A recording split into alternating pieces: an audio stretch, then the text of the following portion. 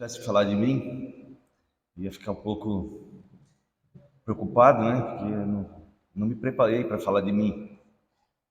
Mas como a palavra é de Cristo, é de Deus, então a gente fica à vontade, né, para falar de Deus, para falar de Cristo, porque dele sim a gente tem só coisas boas para ver, só coisas confiáveis, né?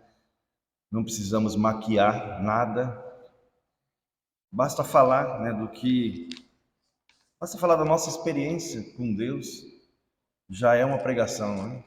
Muita gente que fala que não tem o dom, não tem o talento, não sabe evangelizar, né? Mas se você é um verdadeiro convertido, a sua própria história, o seu próprio testemunho é uma bela pregação. O, a minha experiência com Jesus, eu não tenho um dia marcado, eu não tenho uma data certa, mas eu venho de um berço católico, família inteira católica, e diferente de muita gente, né, que às vezes a gente pergunta e fala, eu sou católico, mas não sou praticante, né? Eu era o católico praticante. Eu era o católico que eu ia na igreja, eu me confessava regularmente, né? Fazia parte da comunidade de jovens, tocava violão na igreja, tocava nas quermesses, a gente tinha dupla sertaneja, eu com meu irmão, a gente cantava nas quermesses para arrecadar fundos, para a gente fazer doações, né? Então eu era um católico praticante, mas eu não conhecia Jesus. Mas quando eu tive sede, né, quando eu tive vontade de aprender sobre a palavra de Deus, até da noiva eu larguei, né? Que a noiva eu queria conhecer algumas igrejas e a gente chegava a marcar com os amigos, né? Que eu tinha dois companheiros de trabalho que pertenciam a igrejas evangélicas e o testemunho deles, aquilo que eles falavam para mim a respeito do evangelho, mexiam comigo, respostas que eu não encontrava quando eu chamava o padre lá no final da missa, e perguntava. Eu sempre tive vontade de aprender mais da Bíblia, do Evangelho, então eu chamava ele do lado lá e às vezes perguntava alguma coisa. E eu nunca tinha aquela resposta que me convencia, ou algo que realmente mexesse comigo, né? Mas em conversa com esses amigos de trabalho, companheiros de trabalho, eu sentia aquela emoção,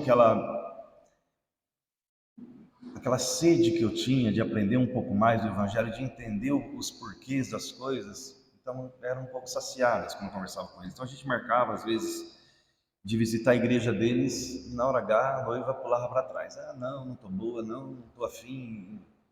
E passava aí. E foi passando, até que a gente até optou por trocar de noiva, né? E qual foi a surpresa? Eu também não sabia que a irmã Rose fazia parte de uma igreja, né? Fazia parte ainda não, ela participava do estudo já com o nosso irmão Antônio. Eita, nós. Velho de guerra, nosso irmão Antônio. Já dava estudos na salinha lá no irmão Morel e eu não sabia disso, né? E quando a gente começou a namorar, ela falou que fazia parte desse estudo e ela não precisou nem me chamar, eu me convidei, né? Eu fiz questão de vir. Já tinha ido em algumas igrejas evangélicas. E a partir daí nunca mais parei de vir. Comecei a vir, comecei a frequentar. O irmão Antônio olhava e falava, nossa, esse varão é desconfiado, né? Até hoje ele fala isso, né? Chegou lá desconfiado. Mas toda pessoa que tem sinceridade de aprender da vontade de Deus tem que ser desconfiado, né? Tudo que eu falar aqui para vocês, se não tiver base bíblica, não considerem. Porque o pregador, por mais eloquente que ele seja, por mais conhecedor da Bíblia que ele seja, ele não é dono da verdade, ele erra, ele comete equívocos, né? A gente vê pessoas experimentadas no púlpito e às vezes fala alguma coisa, pensa certo e às vezes fala errado, né? E às vezes até com pensando e tendo uma posição diferente do que realmente a gente crê e do que realmente a Bíblia deixa muito claro. Já tive essa experiência de ter pessoas bem mais experientes do que eu, mas está equivocado em algum assunto, né? Isso é normal. Por isso que a gente não deve dar crédito ao pregador, mas sim à base bíblica, né? Tudo que a gente fala tem que ter um contexto bíblico. A gente jamais prega por um versículo, a gente deve ter um contexto mesmo, né? Não podemos agarrar num versículo para defender uma tese. É assim que devemos ser. Bom, tudo isso eu digo, irmãos, porque a partir do momento que a gente crê em Cristo, a gente aceita o sangue de Cristo derramado lá na cruz por nós somos salvos aí. E eu não tenho esse dia, essa data, não sei explicar exatamente qual foi a data, né?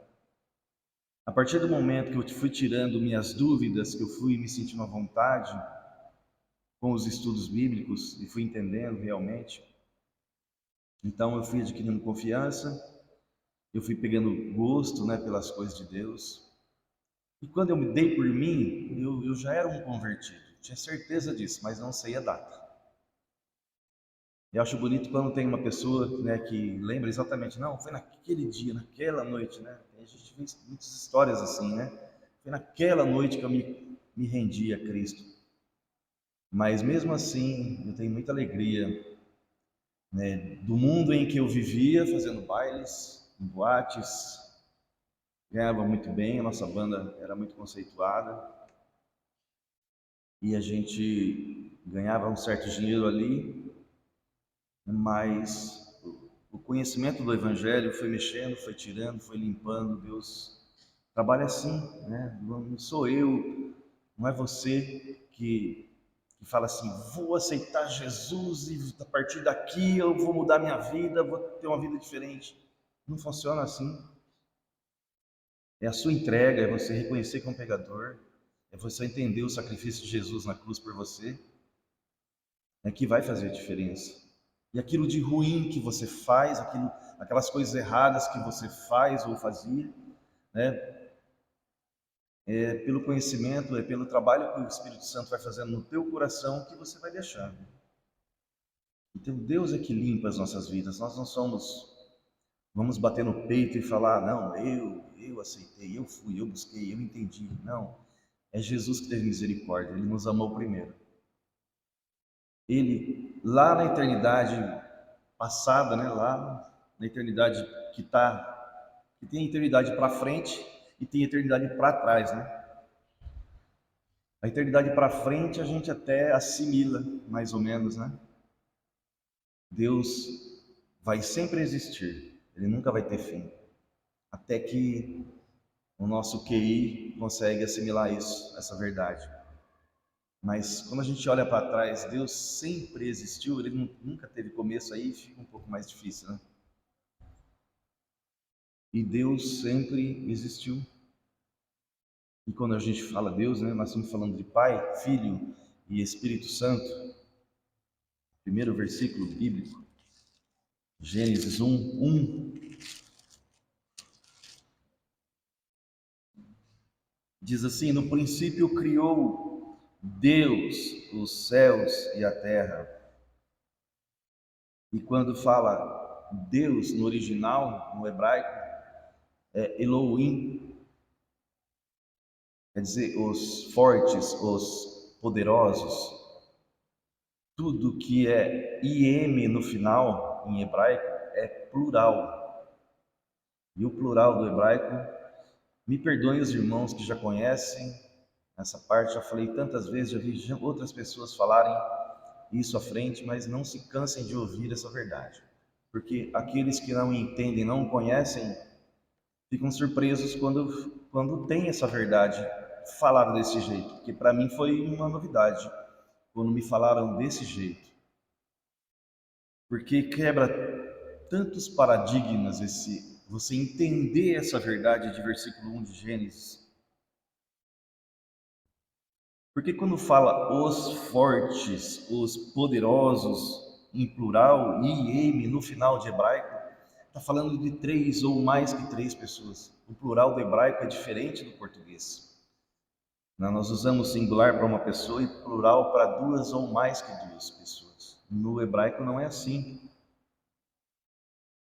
Então, no hebraico eles têm o dual, que é para 2 pessoas. O singular para uma, dual para 2 e plural para 3 ou mais que 3 pessoas. Então, no princípio criou Elohim, os fortes, os poderosos, falando em 3 ou mais que 3 pessoas. E nós entendemos agora, né, depois a gente ter falado um pouquinho, né, da gramática, Pai, Filho e Espírito Santo são criadores. Né? Quanta gente que não considera Jesus. Eu tenho na família pessoas que fazem parte de uma seita que veem Jesus como um Deus, não como o Deus. E Jesus, quando questionado, lembra que ele falou: antes que Abraão existisse, eu sou. É um dos títulos de Deus também, um dos nomes de Deus. Ele se apresentando como Deus. Ele falando lá, ó, se ninguém me adorar dessas pedras, eu posso, né, trazer glória para mim. Ele perdoou pecados. Um simples Deus não teria, né, tanto, não se atreveria a fazer tal coisa, né? Mas Cristo sendo o Deus, como ele se intitulou, eu sou, né, como diz aqui, ele no princípio criou os céus e a terra. Então é importante a gente entender isso, né? Então, irmãos, quando a gente se rende a Jesus, né, e entende o sacrifício de Jesus na cruz,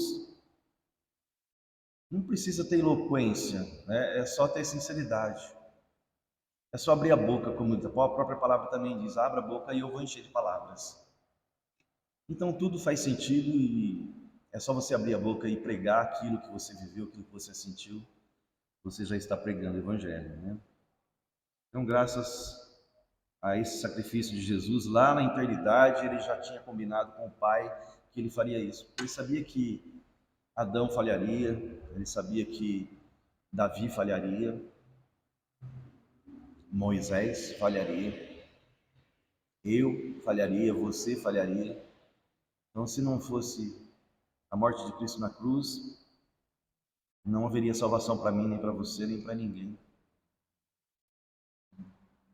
O assunto não seria esse, né? A gente começou o estudo em Êxodo, mas eu achei por bem falar um pouquinho da parte da salvação, de entender as coisas, né?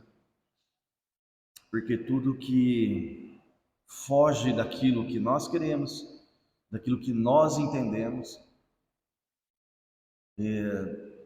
se transforma às vezes em frustrações e, consequentemente, em murmurações. E no estudo que a gente vinha fazendo de Êxodo, né, foi o grande erro do povo de murmurar. No texto fala, né, murmurou contra Moisés, murmurou contra Arão, mas próprio Moisés e Arão deixou claro ao povo: vocês estão murmurando contra Deus, não é contra nós. E não é diferente para nós, né? Tudo aquilo que nós reclamamos, murmuramos em nossas vidas, nós estamos reclamando contra Deus. Se nós temos um governo que não é justo conosco, lembra que foi Deus que permitiu. Nós temos os nossos presidentes, os nossos ministros, nossos deputados. Lembra quando Jesus foi levado diante de Pôncio Pilatos, ele falava, a ideia era que ele se apresentava como filho de Deus, isso era uma blasfêmia para eles. Então o interrogatório foi direto e objetivo: você é filho de Deus? E Jesus não respondia, ele abaixava a cabeça, ele não respondia. Perguntou a segunda vez: você é filho de Deus? E ele mais uma vez baixou a cabeça e não respondeu. E na terceira vez, aquele poderoso imperador falou: você é filho de Deus? Não sabe que eu tenho o poder de te matar e te deixar vivo?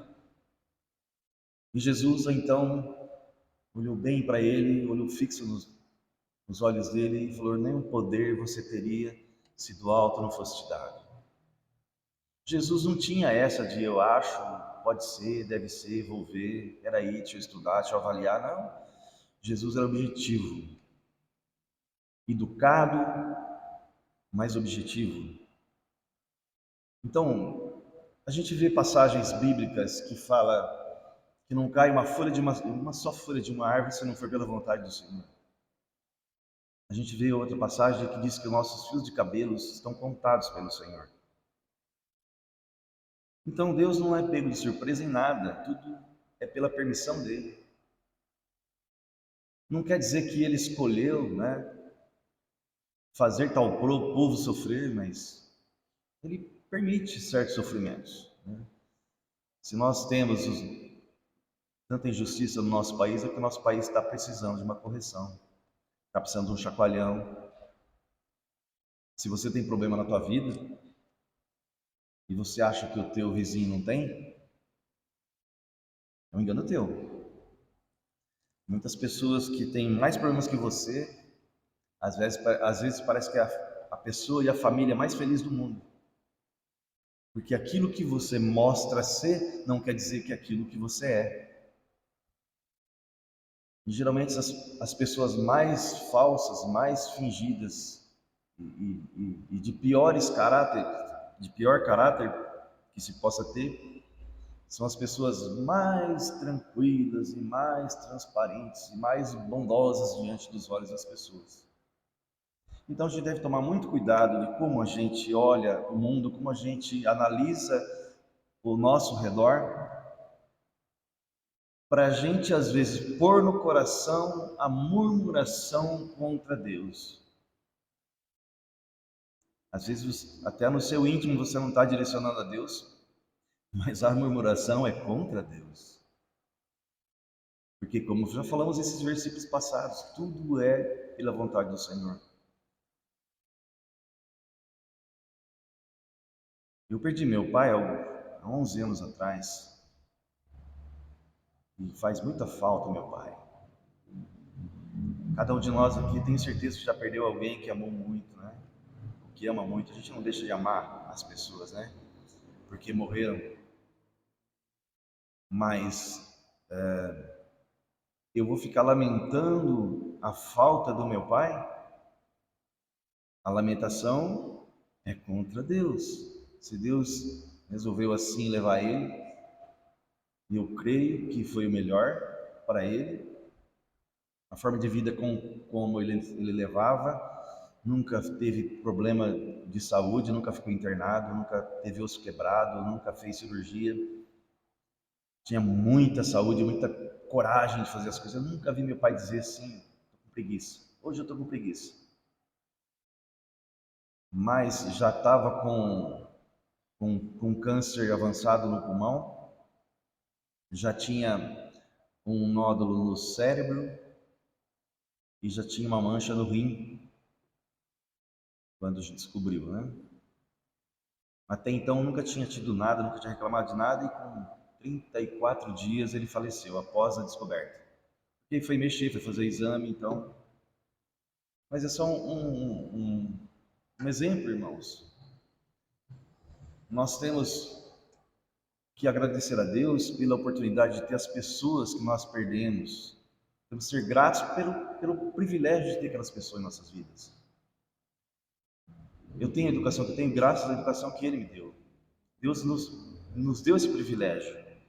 Se tirou Ele, né, do nosso convívio, tenho certeza que foi para o melhor, né? Não tinha mais, diante do quadro do câncer, que já era metástase em vários lugares, ele não teria vida muito boa.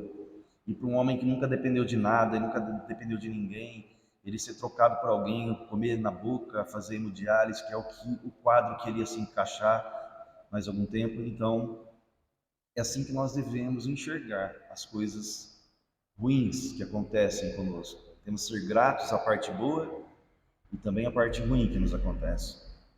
Então jamais devemos, irmãos, tornar nossas vidas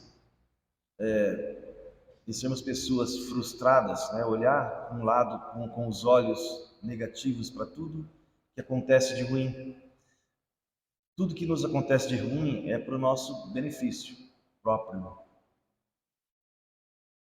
Vamos abrir em Êxodo, né, que é o nosso estudo. Falei, até sair um pouco do contexto, mas em Êxodo capítulo 17, que a gente estava estudando, a gente vai rever algumas coisas. Já é a quarta vez que estou pregando o mesmo assunto, né, e sempre a gente abre um leque para cá, um leque para lá, e quando a gente vê, a gente está realmente estudando e aprendendo coisas novas em torno do mesmo texto. Então aqui nós sabemos, irmãos, só um breve relato para quem não pegou, né? Mas o povo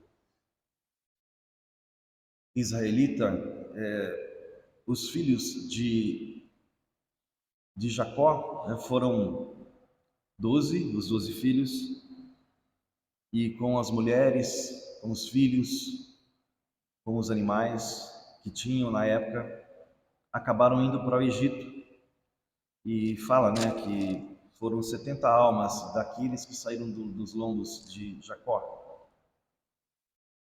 Todos conhecem a história de José, né? José foi um dos filhos de Jacó, que foi vendido lá. Os ismaelitas que acabaram vendendo ele lá para Potifar. E ele, mesmo sendo desprezado pelos irmãos, vendido como escravo, aparentemente ele tinha todos os motivos do mundo para murmuração, que é o nosso assunto, né? Mas você não vê José em momento nenhum ele murmurar.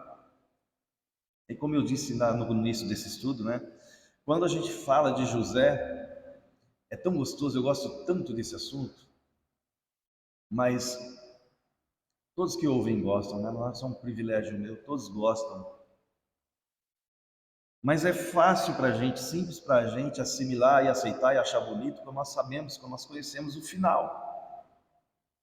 Nós sabemos que Deus usou de todas aquelas coisas ruins que aconteceu com José para tirar algo muito bom lá no final. Mas José não sabia desse final. Ele não sabia o que ia acontecer lá na frente. Muitas vezes a gente vê José orando, né? Até quando os irmãos apareceram lá no Egito, ele procurou uma forma de perguntar de quem? Do pai. Imagina que saudade que ele não tinha do pai. Falei igual do meu pai, né? Imagina que saudade que ele não tinha do pai. Quantos anos já que ele estava lá como escravo? Mas ele queria saber do pai.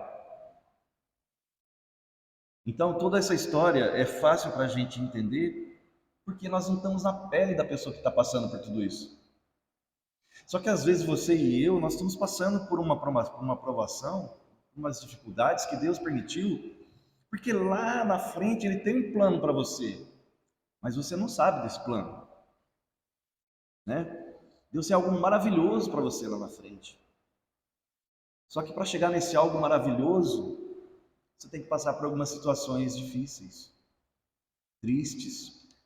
Você vai chorar, você vai se lamentar, você vai se pôr em dúvida se você realmente é um servo de Deus. Porque os verdadeiros servos de Deus, eles às vezes se põem em dúvida, mas será que eu estou servindo a Deus mesmo como eu deveria? Porque as coisas não estão muito boas aqui não. O verdadeiro convertido é assim. Ele se pergunta, ele se avalia. Peraí, quem não está nem aí, vai embora. Não se pergunta. Mas José passou por todas as dificuldades que passou e graças a isso ele se tornou o segundo homem mais poderoso do Egito, que era a nação que dominava o mundo no momento. E se não fosse isso, todas essas dificuldades que ele passou,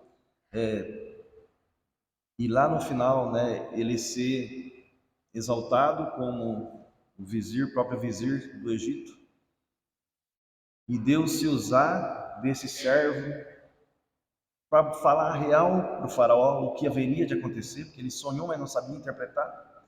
Não tinha nem ninguém lá dos conhecedores, dos feiticeiros que pudessem interpretar o sonho. E se não tivesse um homem do Senhor lá para fazer esse trabalho, como é que seria, né? Enfim, né, graças a isso foi salva a família dele, mas todo mundo da época, que às vezes perdeu suas posses, mas tinham como matar a fome.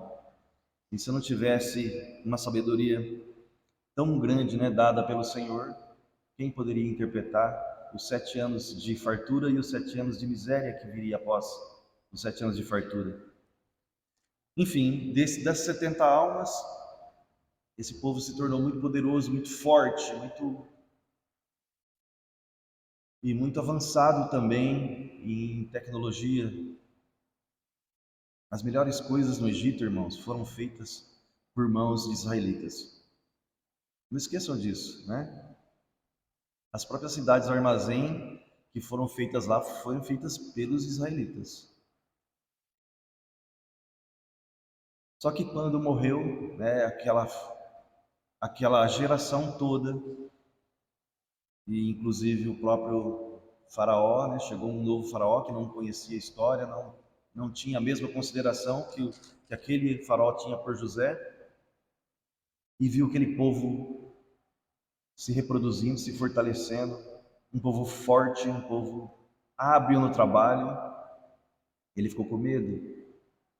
E aí começou, né, por cargas, trabalhos pesados em cima deles, tributos. Mas mesmo assim, quanto mais eles eram judiados, mais eles cresciam.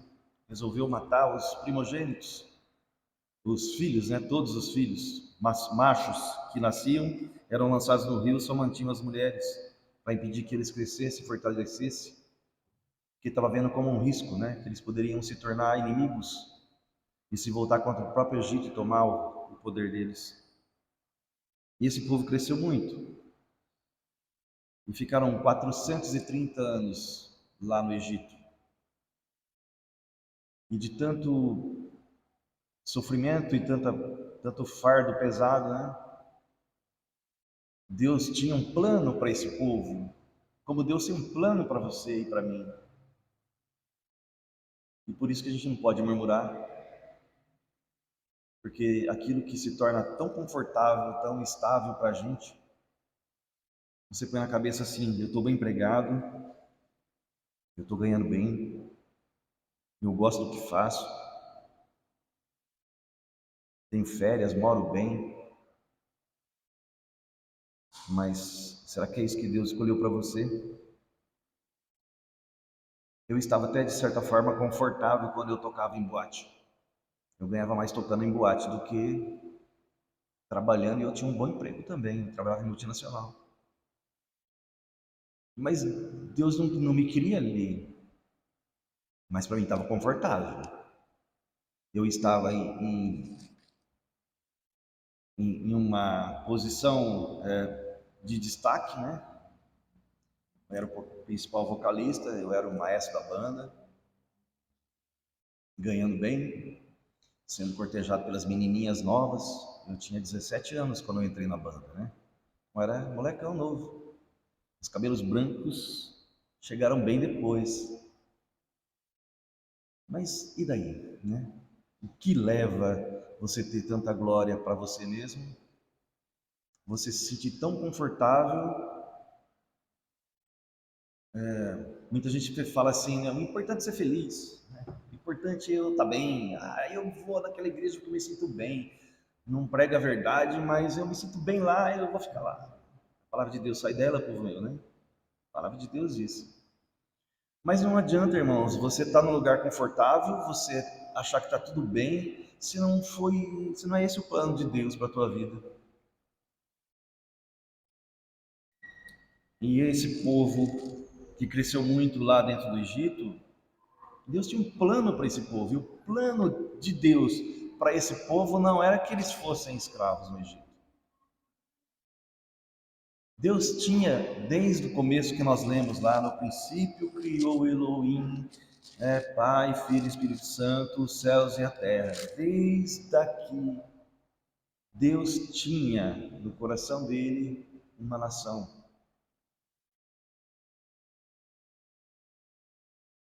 E essa nação não está desprezada por Deus. Muita gente também pensa que Deus deixou a nação de Israel de lado.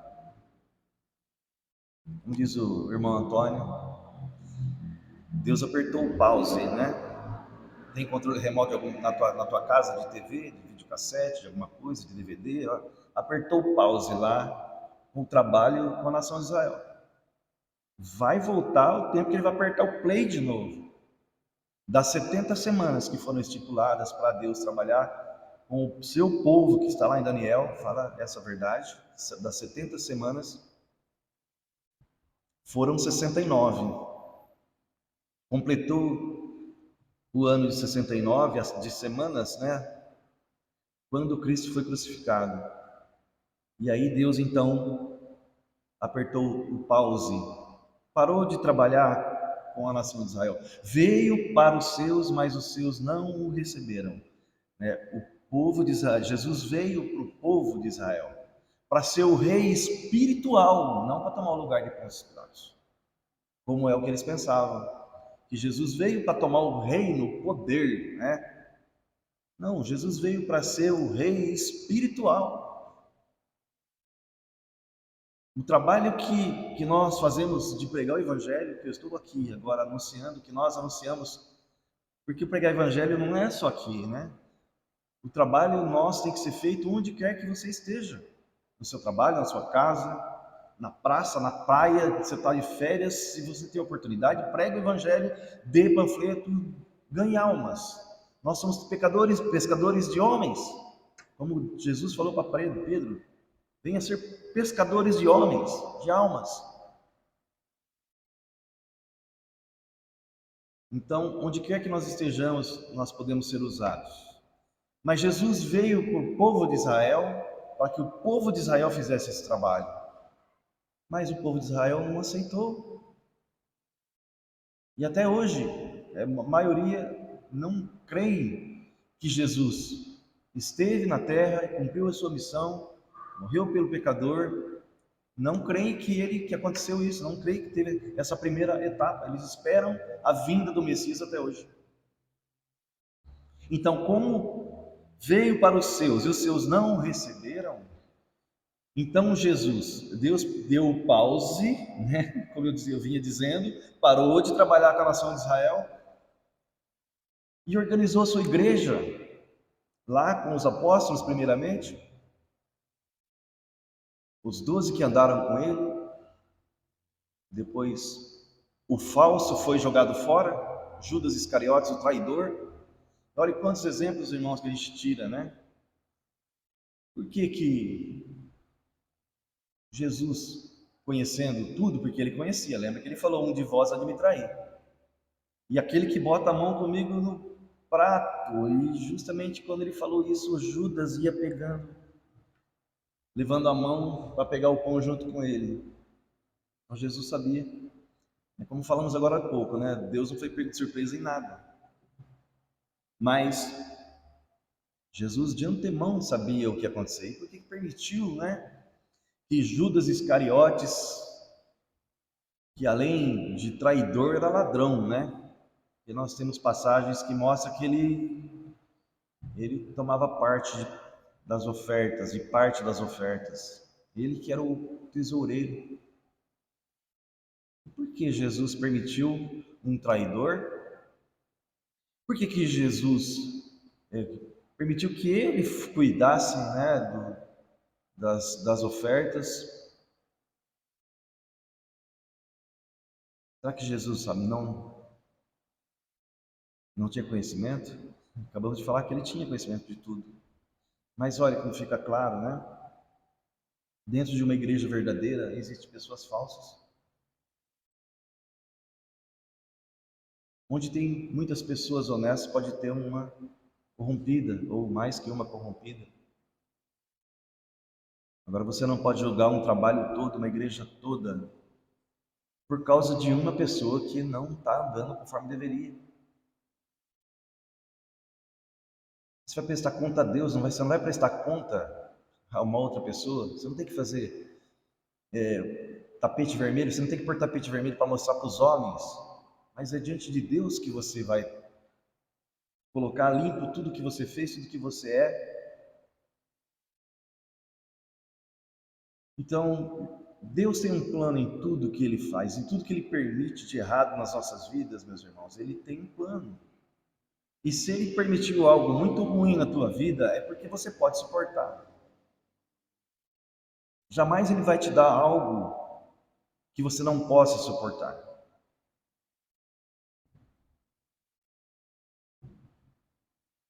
Não queira para o seu vizinho, para o seu irmão, até para o teu inimigo, aquilo que você não aguenta suportar, aquilo que você acha que você não aguenta. Quando uma pessoa é chamada para fazer alguma coisa, puxa vida, mas tem 50 irmãos aqui, por que só eu que sou escolhido para abrir a igreja? Né?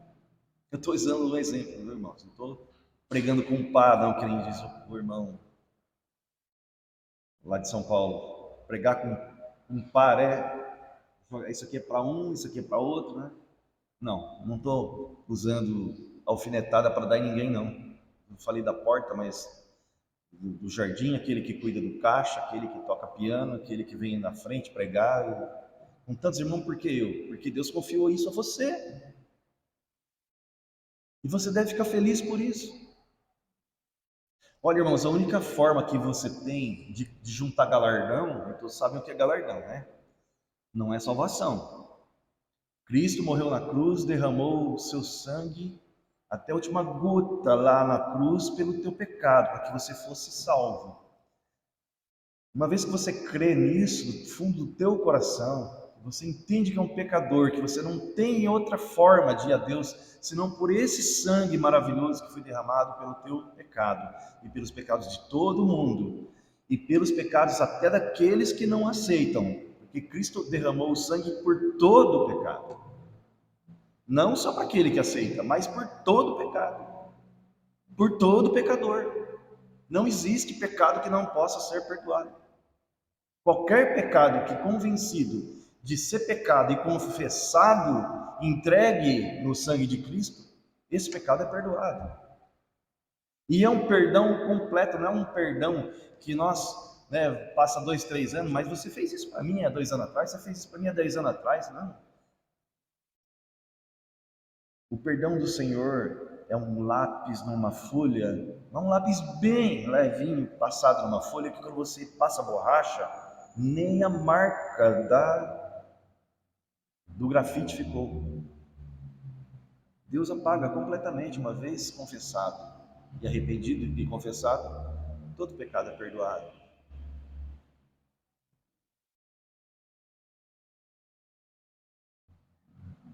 Mas poucos são os que aceitam.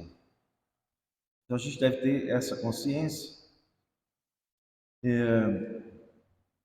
Então, Deus tem um plano nas nossas vidas e Ele permite certas coisas ruins.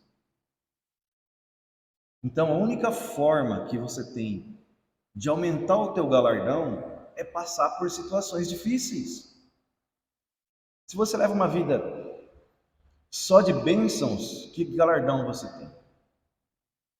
É muito fácil para a gente aqui olhar para vocês, olhar para cada rosto aqui. Nossa, eu amo a irmã, eu amo a irmã, eu amo o irmão, eu amo o irmão, eu amo todo mundo que está aqui. É fácil. Mas ame aquele que está no poder lá e está sendo injusto com você. Ore por ele, porque a Bíblia manda orar.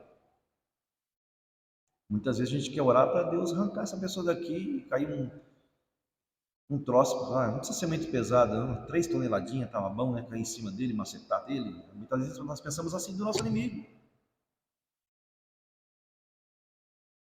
Mas a Bíblia ensina você a amar o teu inimigo. Não é fácil. Isso Deus nunca falou que seria fácil, não. Mas quando você é espiritual, você consegue. Deixa eu dar um tapa no seu rosto. Se você não olhar para Jesus, não lembrar da passagem em que ele fala assim: ofereça a outra face, se você tem forças para oferecer outra face. Então Deus, ele tem um plano nas nossas vidas. E se ele permite o mal, é porque você pode suportar.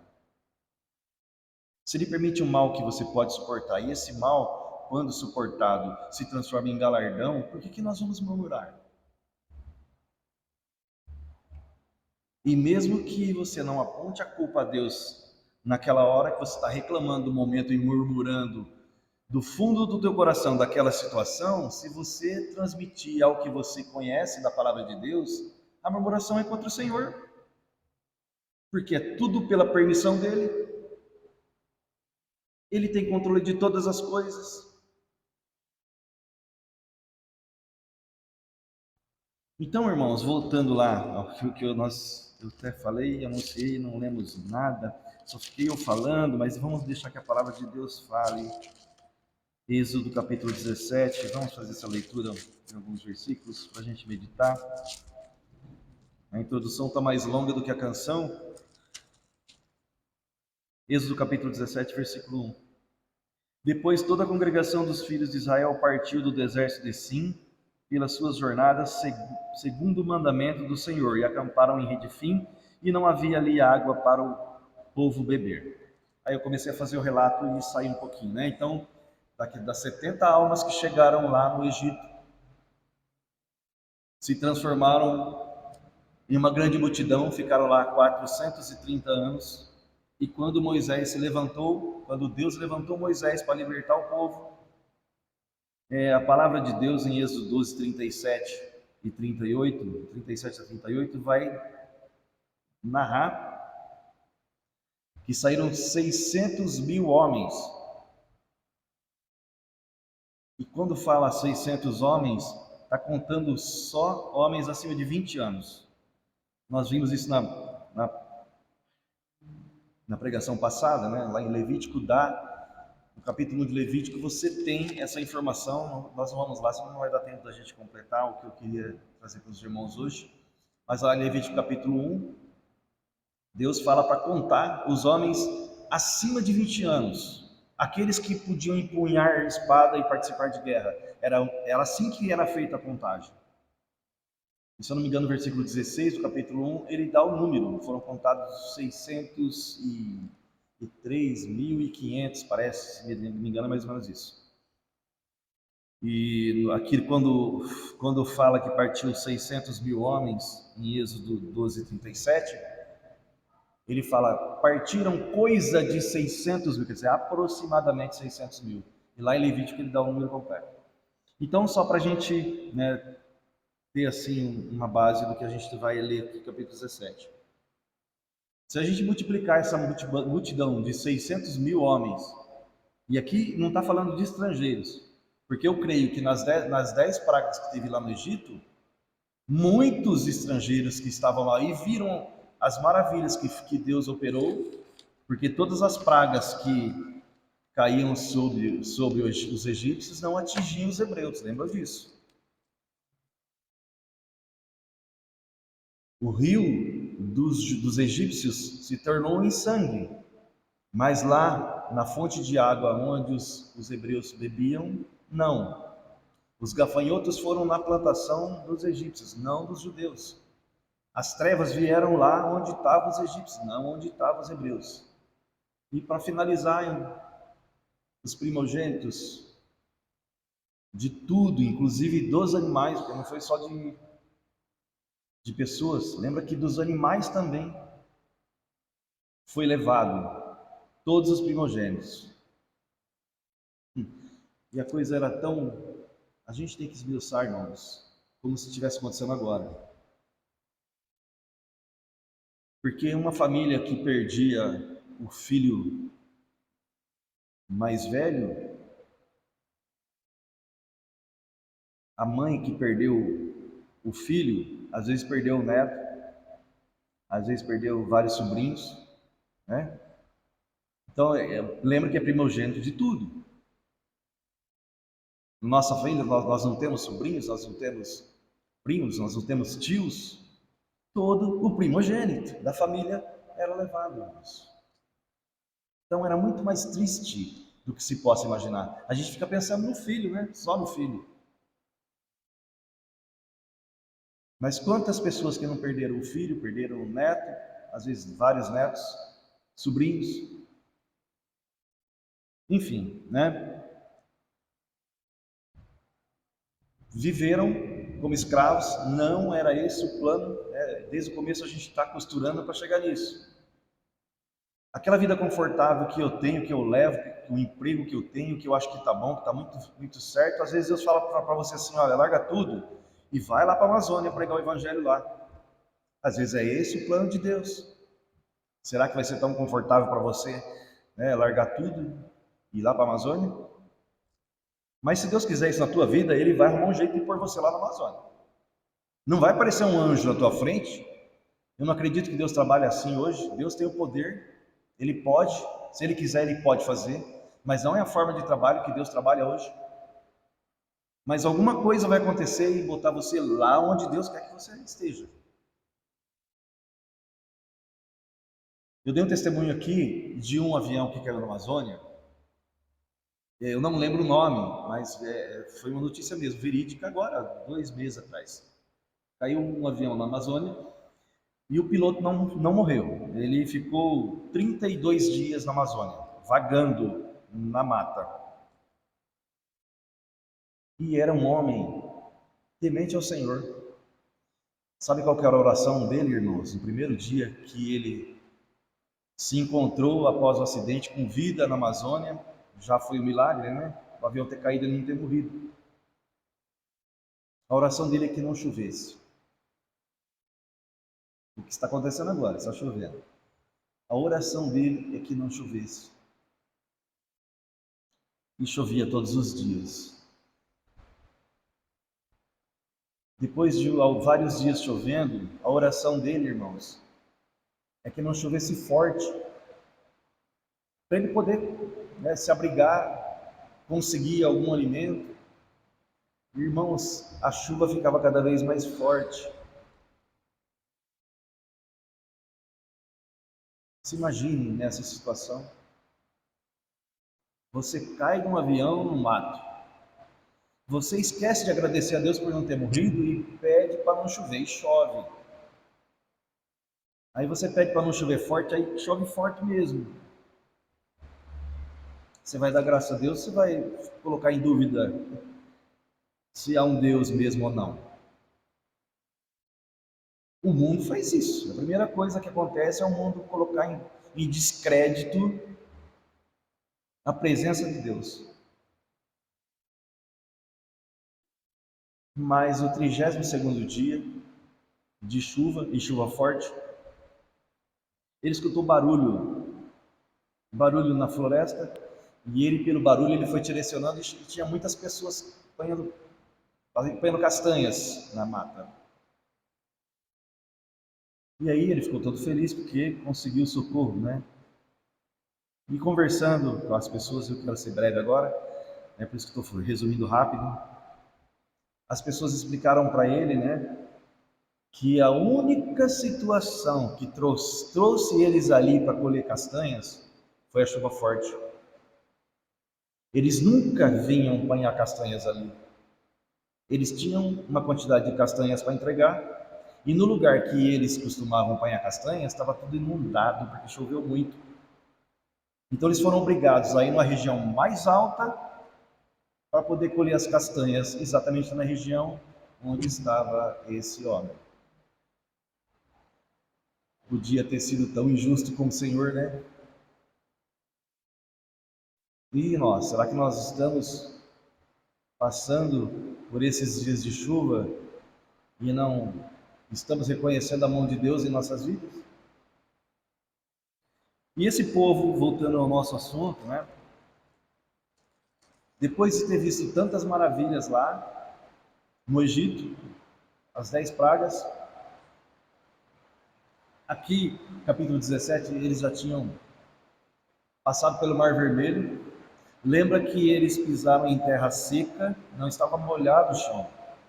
O mar se abriu e eles passaram em terra seca. Bom, se isso não é motivo para você explodir de alegria e exaltar um Deus maravilhoso, então eu não sei o que pode ser, que motivo você pode querer, né? Para exaltar um Deus tão maravilhoso. Aqui eles já tinham usufruído, né, da proteção de Deus. Deus já tinha dado carne, mandou codornizes lá para eles à tarde, e na manhã seguinte mandou um maná. Já tinha matado a sede deles numa fonte amarga. Lembra que chegaram em Mara, as águas eram amargas. E Deus mandou Moisés jogar lá um tipo de madeira lá que tornou a água potável, né?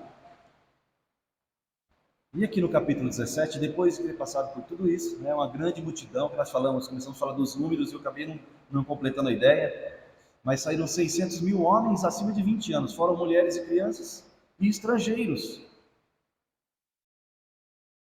Alguns estudiosos falam em 3 milhões e meio de pessoas, outros falam em mais de 4 milhões de pessoas. Nós estamos aqui nem 50 pessoas. Eu digo para vocês, se vocês começarem a reclamar para mim de alguma coisa, eu ia perder a paciência, ia ser em 15 minutos, né?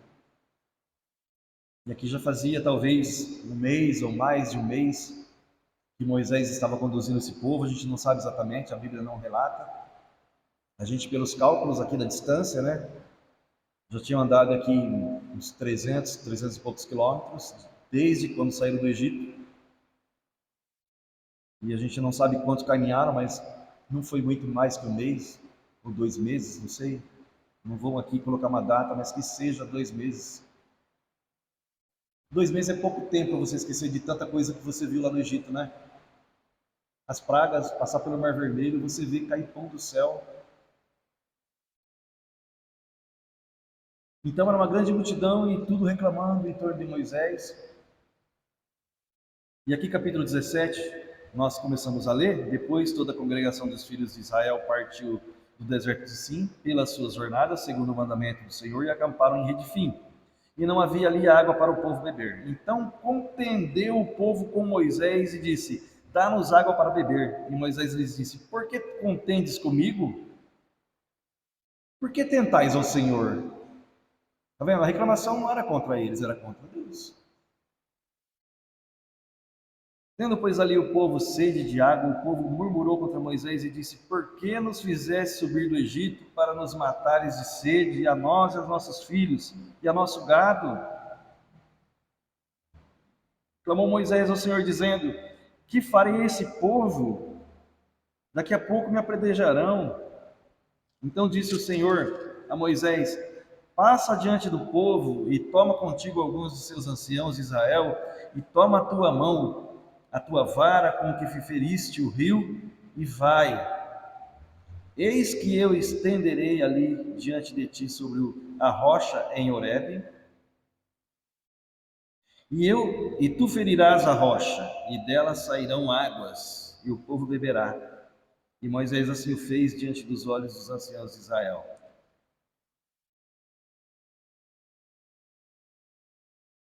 O Senhor manda bater na rocha. Irmãos, olha, eu que estou falando da murmuração, né? O povo murmurando, reclamando. E veja a mansidão de Moisés, né?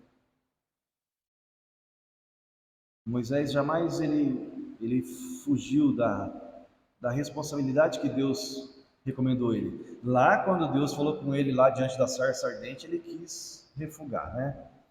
Não, eu não estou preparado, eu não sou bom para falar.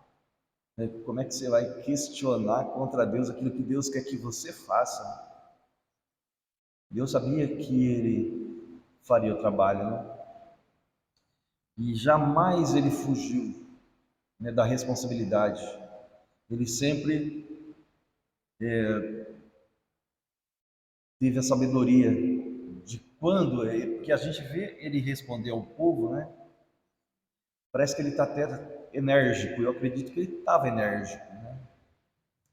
Mas quando ele mesmo sentia que algo estava fugindo do controle dele, ele buscava se ausentar e buscar o Senhor em oração. Veja como a Bíblia é maravilhosa, né? Ela dá de mão beijada para a gente qual é o procedimento que nós devemos tomar diante das situações. As histórias passadas nos mostram que as dificuldades vão existir nas nossas vidas. Jamais você vai encontrar uma passagem bíblica que fala que o crente não vai ter problema, como muita gente prega por aí, que vai ter bênção, que vai ser abençoado. Tem gente que fala que, uma vez me perguntaram, né? Você tem dívida? Eu falei, tenho. Mas você financia as coisas, compra participar. Compro. Ah, então você está fora da vontade de Deus, você não pode nem dizer que é evangélico. Bom, não se pode dizer que é evangélico mesmo, né? Fala-se que 70% do povo brasileiro é evangélico. Nós não estaríamos vivendo o que nós estamos vivendo se 70% fosse evangélico. Tem muita coisa errada, né? Muita gente desinformada, convencida com Bíblia embaixo do braço. Não convertida, convencida. Porque a Bíblia nos dá, né, os caminhos aqui, ó. O que nós falamos, você encontra aqui, ó, problemas, às vezes que você olha e fala, não tem saída para isso. Mas quando você se volta a Deus, quando você se rende, quando você entrega na mão de Deus, Ele tem uma saída. Pode não ser aquela que você quer, pode não ser aquela que você pensa, pode não te levar para aquele lugar confortável de volta que você acha que você deveria estar, mas Deus vai te dar uma saída. E se você é um verdadeiro, você vai ficar satisfeito com essa saída que Deus vai te dar. Você vai reconhecer que Deus está manobrando a tua vida para o teu bem.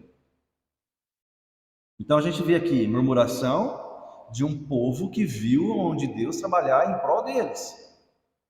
E aqui por nada eles voltam a reclamação contra Deus. Eu citei do avião. Já não era um milagre ele não ter morrido? Já era um milagre ele não ter morrido. Eu creio que foi um alicerce para esse homem orar. Porque ele orou todos os dias. Ele mesmo fala na entrevista lá que ele orou todos os dias. Ele começou orando para não chover. Depois ele começou a orar para não chover muito. A grande saída do crente é a oração, irmãos. A nossa melhor arma a melhor arma que existe para o crente é a oração. É uma ferramenta sensacional que Deus deixou para nós. Você orar diretamente para o Pai. A palavra nos ensina a orar em nome de Jesus. Né? Você não dirige oração para Deus, mas em nome de Jesus. Você não dirige oração a Jesus. Você dirige a Deus, mas é em nome de Jesus. E até isso nós devemos entender. Quando Jesus ensina a oração lá, ele mostra como você deve orar. A submissão que você deve mostrar. Nós não determinamos nada para Deus. Na oração que Jesus ensinou, aonde que está? Eu determino. Eu determino. Nós não determinamos nada. Cristo, quando estava diante do momento de ser crucificado, a oração dele ao Pai foi: Senhor, passa de mim esse cálice. Ele sabia cada tapa que ele ia tomar no rosto. Imagine atravessar o cravo no teu pulso, no teu pé. A humilhação de ser exposto seminu. Os judeus jamais ficam de braço como eu estou aqui. É uma vergonha para o judeu isso. E um castigo na cruz seminu. Jamais isso aconteceria, né? por uma pessoa de bem, ele foi levado como um criminoso. Então, quando a gente mostra aqui, né, que a gente tem a melhor ferramenta na nossa mão, que é a oração. Moisés está mostrando isso aqui, nessa passagem. Ele buscou conhecimento, o que fazer a quem? A Deus. Então você, quando está com problema, quando você não vê saída, quando você vê problema que não tem jeito, você vai fazer o quê? Se atirar na ponte? Buscar uma pessoa que não crê no mesmo Deus que você crê, para falar assim, eu estou nessa situação. Que testemunho bom que você está dando da tua fé, né? Procurar uma pessoa que não tem a mesma fé e a mesma ordem para desabafar um problema teu, né? Mas a Bíblia mostra que você deve buscar quem? Ao Senhor, em oração. Jamais na oração de Jesus você vai ver que ele determina, mas seja feita a tua vontade, não a minha. Então, quando nós queremos uma coisa com muito ímpeto, nós queremos, desejamos, Senhor, eu quero isso. Não é pecado querer, ninguém está falando que é pecado você querer. Você sonhar, eu não estou dizendo para você não sonhar. Sonhe, vai em busca do teu sonho, trabalhe em prol, traça um objetivo na tua vida e vai atrás dele. Um grande sonho só acontece depois que você dá o primeiro passo em direção ao teu sonho. Então, não é errado você traçar um objetivo, um alvo, e você caminhar para aquilo dentro de uma decência, dentro das coisas que são corretas, e orando a Deus que seja feita a minha vontade.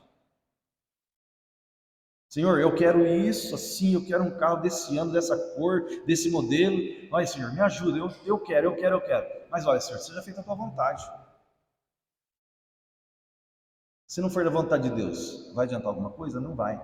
Porta que Deus abre, ninguém fecha. Porta que Deus fecha, ninguém abre. É assim que funciona. Pode ter curso, pode ser formado nas melhores faculdades do mundo. Se Deus não te der as oportunidades, você é um pobre coitado. A gente vê grandes empresários que não tiveram mal o fundamental. Mal tiveram o estudo fundamental. Quem que deu as oportunidades? O Senhor. Então sonhem, sim, não estou dizendo para não sonhar. Tracem objetivos. A palavra de Deus diz que se você tiver fé do tamanho do grão de mostarda, você vai orar que esse monte se desintegre aqui e se faça lá e vai acontecer. Se o que você está buscando é justo, é para honrar e glorificar o Senhor, o original grego diz que já está feito. A palavra diz já no passado, já está feito. Agora, não crie sonhos que são teus, que Deus não te prometeu, e coloque isso no teu coração como se fosse algo que Deus mandou você fazer.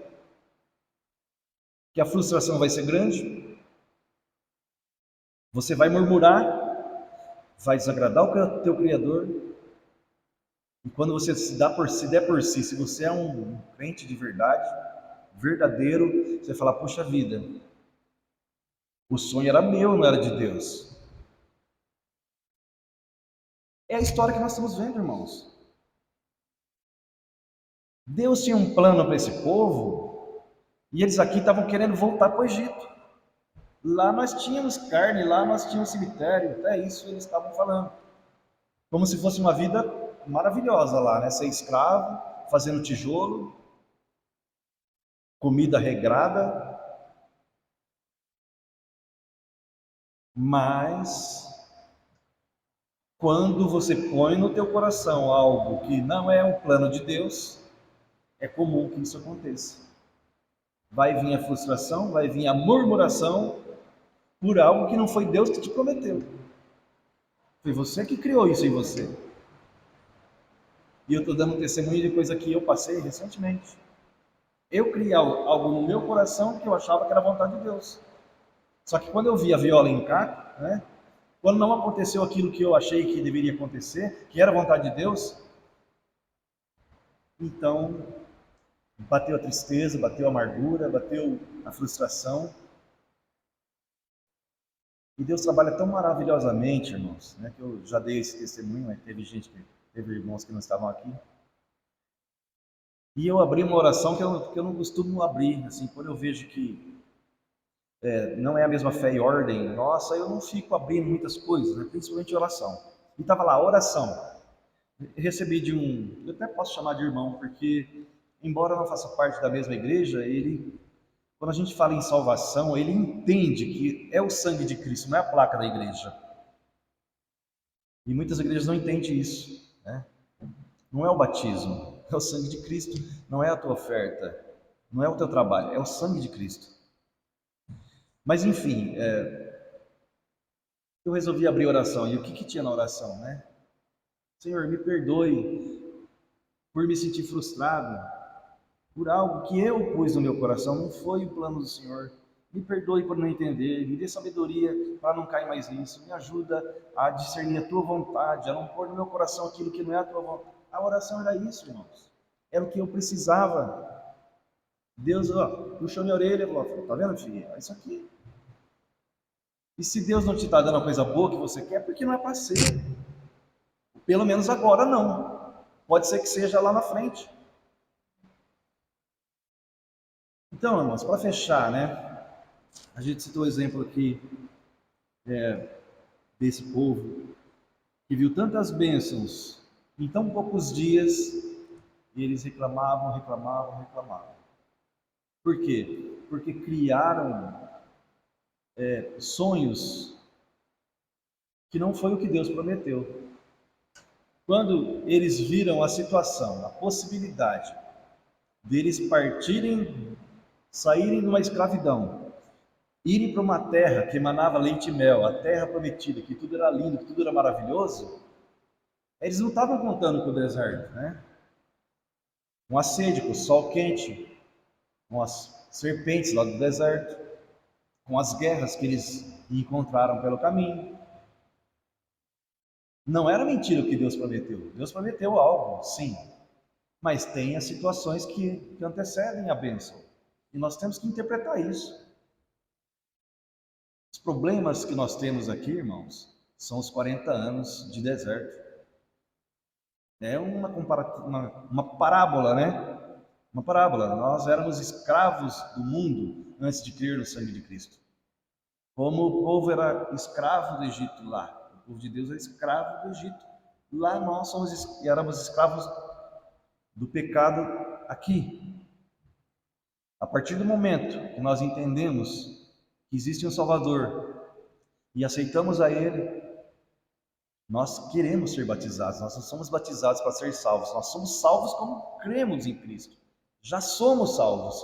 O batismo só vai mostrar para o mundo, em simbolismo, que eu morri para o mundo em pecado. Fui imerso e fui enterrado. Morri para o mundo em pecado e ressurgi. Na hora que eu saí, como Cristo ressuscitou, eu ressurgi para uma nova vida em Cristo. Esse é o simbolismo do batismo. Não quer dizer que eu fui salvo ali. Aquele fato não lavou meu pecado. O sangue de Cristo é que lavou meu pecado quando eu criei, quando eu aceitei a Ele. Então a gente tem que entender isso. Então quando o povo passa pelo Mar Vermelho, é o simbolismo de que estão sendo batizados. É um simbolismo paralelo. E eles caminharam 40 anos no deserto, com problemas de falta de água, de serpente, de sol quente, de frio de noite, guerras. Sim, problemas. Não esqueça que o número 40 na Bíblia quer dizer grande provação. Vai no Apocalipse, quantas quarentenas que você vê lá, né? Na Bíblia toda, quantas quarentenas? É o simbolismo de grande provação. Então, os 40 anos que o povo caminhou no deserto, com tanto sofrimento, é a nossa vida depois de convertido, depois de batizado, nós vamos ter os nossos problemas. Essa vida, esse governo, esse trabalho, esse jugo, é o nosso deserto, irmãos. É os 40 anos que nós temos que suportar. Para chegar aonde? Eles chegaram na terra prometida, Canaã. Nós vamos chegar na nossa terra prometida, que é a eternidade. Que muita gente também interpreta errado. A eternidade vai ser na terra, não vai ser no céu. Pega lá Salmo 37. Os justos herdarão a terra. Tem pelo menos 7 ou 8 passagens dentro de Salmo 37 que fala: os justos herdarão a terra e os ímpios serão desarraigados. Mas isso é para uma outra parte. Eu gostaria de encerrar então com isso, irmãos. Não quero tornar cansativo, né, a pregação para os irmãos. Que Deus possa abençoar. Não murmuremos. Eu já tenho falado isso já 4 pregações. Acho que essa já é quarta ou quinta. Primeiro que eu murmurei. É por isso que eu estou falando. Estou dando a minha mão palmatória. A primeira pessoa que é corrigida e exortada a mudar sou eu, por esse estudo. Tá surtindo efeito, estou aprendendo. Deus me mostrou muitas coisas boas. Está me mostrando. Quanto mais eu estudo, mais eu vejo que eu não sei. E Deus está me ensinando. Amém?